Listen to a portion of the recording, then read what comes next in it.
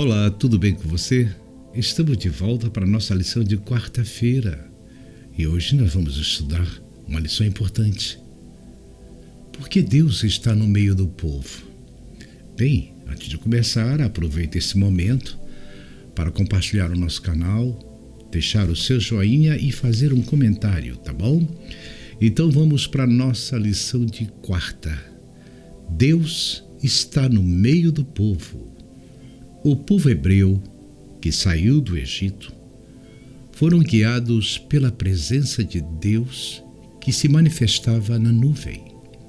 Os israelitas deveriam parar em sua jornada para a terra prometida e armar os tabernáculos de modo que as tribos montassem seus acampamentos ao redor dele, 3 tribos de cada lado.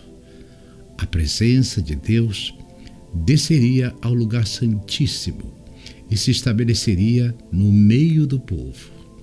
Em cada um dos 4 lados do tabernáculo havia uma tribo guiando as demais. De acordo com o número 2, quais eram essas 4 tribos?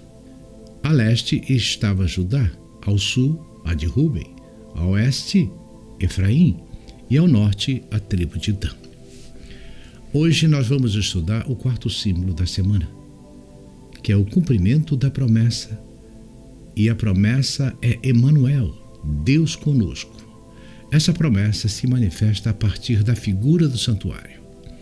Vocês me farão um santuário e eu quero habitar no meio de vocês. Eu quero viver entre vocês. Eu quero ser visto por vocês. Êxodo 25. Do mesmo jeito que o profeta é convidado para a sala do trono, o santuário convida o povo inteiro a ver Deus entre eles. Deus, na intenção de conviver com o seu povo, é a maior manifestação que Deus tem a intenção de que todos sejam salvos. Lembra do texto de Paulo? Lembra dos textos do Novo Testamento que apontam para a salvação? Há um desses textos que é muito bonito e diz que todos nós fomos predestinados para a salvação. Ou seja, a intenção de Deus é que todos sejam salvos. Porém, essa intenção é colocada numa condicional. E essa condicional chama-se livre-arbítrio.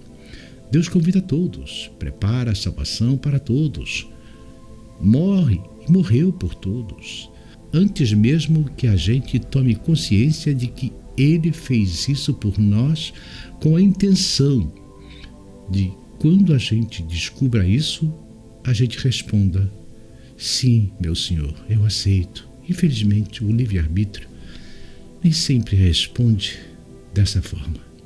Na tradição judaica em Israel, na época em que eles estão no deserto, é muito bonito a cena do acampamento de Israel. Eles se organizam ao redor do santuário, as tribos se dividem nos 4 lados do santuário, uma tribo de cada lado e ao centro, mais próximo do santuário, fazendo toda a circunferência, a tribo de Levi, como aqueles que servem no santuário. Mas esses que se dividem ao redor, norte, sul, leste a oeste do santuário, fazem uma representação dos querubins, porque eles seguram os estandartes, e esses estandartes têm exatamente essa simbologia. Judá, o leão, Dan, a águia, Efraim, o novilho, o touro, o boi, e Rúben, aqueles que têm aparência de homem. Quando a gente olha essas tribos ao redor do santuário com essas manifestações, é como se a gente estivesse olhando as tribos com Deus à frente deles. E cada uma das tribos está contando a história a respeito de como Deus age na direção de restaurar a humanidade e trazê-la de volta da escravidão do pecado. Mas o mais bonito é que está no centro, que é o santuário. onde a glória de Deus habita. Mas na figura do centro do santuário, quem a gente vê? O Cordeiro. No meio do trono está o Cordeiro. Então, todos os demais símbolos só fazem sentido porque existe o Cordeiro. Em outras palavras, a figura do santuário como Emanuel, Deus conosco, vai para bem além do que só a pura e simples presença de Deus. A presença de Deus é um ato completo, uma ação intencional na salvação.